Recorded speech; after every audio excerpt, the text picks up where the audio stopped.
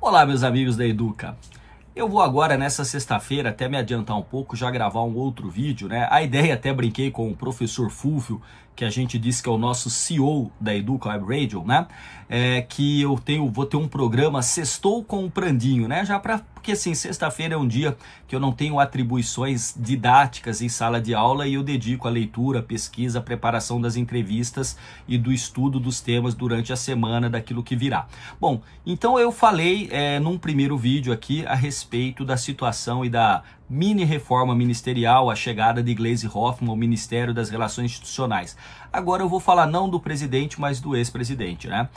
Na data de ontem, né, o ex-presidente Jair Messias Bolsonaro entregou a sua defesa prévia ao Supremo Tribunal Federal e essa defesa pediu algumas coisas. Já havia pedido, na verdade, que ministros não fossem considerados como julgadores, o próprio Alexandre Moraes, Flávio Dino, entre outros, que não poderiam julgar Bolsonaro. Isso não foi acatado.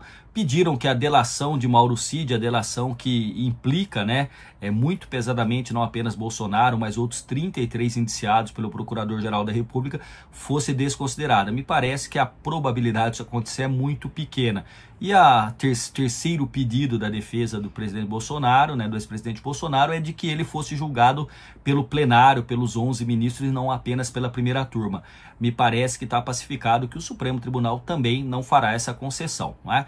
Desde o mensalão, segundo os juristas dizem, o Supremo não pode parar para julgar apenas uma ação. Então ficaria na primeira turma e a segunda turma julgaria outras ações que porventura cheguem ao Supremo Tribunal Federal. Bom, isto posto, o que a gente tem? A gente vai ter agora uma situação em que a gente costuma sempre dizer que uma hora a conta chega. Por que eu estou dizendo isso? O ex-presidente Bolsonaro, ele inaugurou, e eu escrevi um artigo que foi publicado no jornal Estadão, no estado de São Paulo, dizendo que o Bolsonaro inaugurava um estilo que era o presidencialismo de confrontação. Ou seja, a gente teve o presidencialismo de coalizão, que é um conceito bastante usado e clássico, até por assim dizer, na ciência política brasileira, do Abranches, do Sérgio Abranches, um livro dele, um artigo seminal falando do presidencialismo de coalizão. O Fernando Henrique Cardoso, né, depois que deixou a presidência, continuou escrevendo e fazendo as suas reflexões políticas e sociológicas, lembrando que Fernando Henrique não é apenas um político, mas é professor de sociologia da USP, foi catedrático de ciência política, um pesquisador, conhecedor profundo de sociologia de política. Ele acabou se referindo a alguns anos do PT por presidencialismo de cooptação, quando na verdade estoura o escândalo do mensalão, descobriu-se que o PT no fundo cooptava parlamentares, dando um pagamento mensal, o tal do mensalão, por isso do mensalão, a fim de conseguir e conquistar apoio político. Então a gente teria o presidencialismo de coalizão, o presidencialismo de cooptação, e o Bolsonaro inaugurou o presidencialismo de confrontação. E por conta disso eu sempre digo que está no DNA do Bolsonaro, especialmente, mas de certa forma do bolsonarismo, e aí a gente tem que entender que o bolsonarismo é um movimento maior que a figura de Jair Bolsonaro. Eu costumo sempre dizer, né, que Lula é maior do que o PT, mas eu acho que o bolsonarismo é maior que o Bolsonaro. Com relação a isso, o que a gente tem nesse aspecto, que é uma relação entre duas dimensões, a dimensão jurídica e a dimensão política. Juridicamente, aqueles que leram, né, e eu li, mas eu não sou um jurista, né, tanto o inquérito da Polícia Federal me tomou dias lendo, mais de 800 páginas, e até mesmo o indiciamento do Procurador-Geral da República, do Paulo Gonet, que indiciou o Bolsonaro e outras 33 pessoas, esse com mais de 200 páginas, que eu também li. Então me parece ali que a situação jurídica do presidente, ela é bastante difícil, né? Bastante complexa, bastante difícil.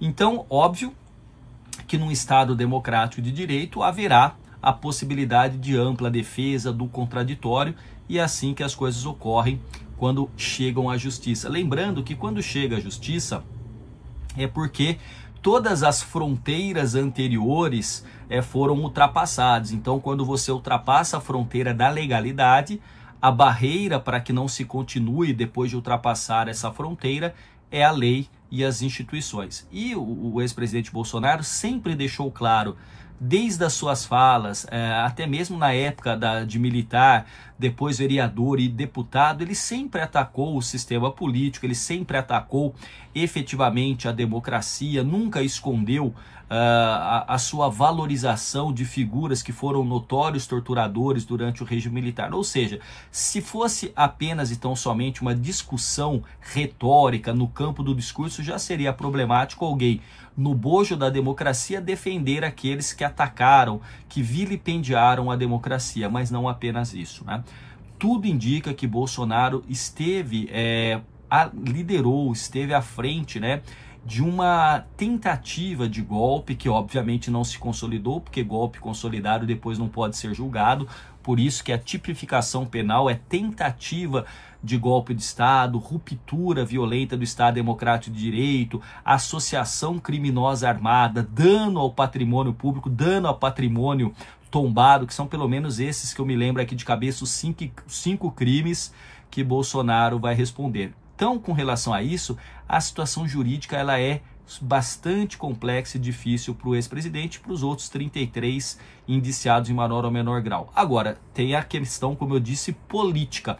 Politicamente, o ex-presidente e os seus aliados vão continuar com a narrativa de que tudo isso é uma perseguição, é uma fantasia, é uma falácia, diz que não houve tentativa de golpe, não é apenas tentativa de golpe, né? A investigação da Polícia Federal demonstra que havia um plano, inclusive, para matar o Lula e o Alckmin e o presidente do Supremo Tribunal Federal, enfim, do Tribunal Superior Eleitoral, melhor dizendo, à época, Alexandre de Moraes. Então é uma situação bastante grave. Agora, politicamente, a narrativa ela tem força, porque o Bolsonaro conseguiu, ao longo de anos, né, insuflar uma base de apoio, inclusive com alguns elementos muito radicais, de que as eleições seriam fraudadas, de que as urnas eletrônicas não eram confiáveis, e ele inclusive ficou inelegível por conta disso. Ele fez uma reunião nas dependências do Estado, né, e falou a representações estrangeiras, a representantes de outros países, que, entre outras coisas, de maneira muito simples, que se ele não ganhasse, ele não ganharia por uma fraude, porque as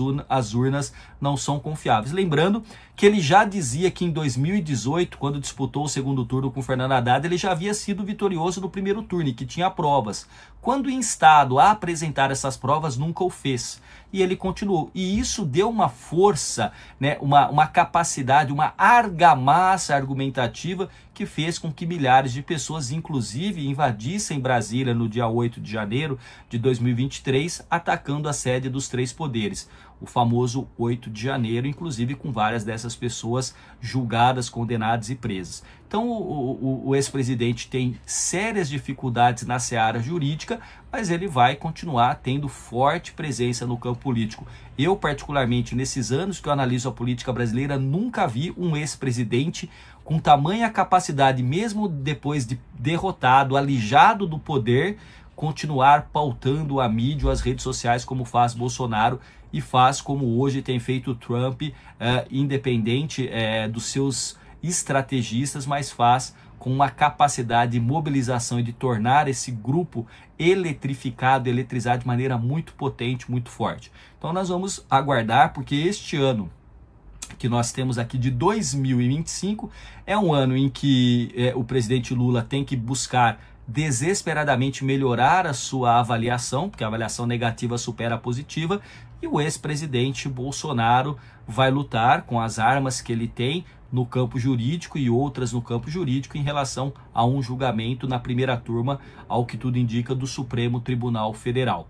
Ou seja, meus amigos e minhas amigas, ser ex-presidente ou presidente do Brasil tem sido muito difícil. Espero que vocês tenham gostado desse vídeo, comentários serão bem-vindos, sugestão de temas para tratar também serão bem-vindos. Eu deixo a todos vocês uma excelente semana, que todos fiquem bem e o meu mais forte, fraterno e cordial abraço.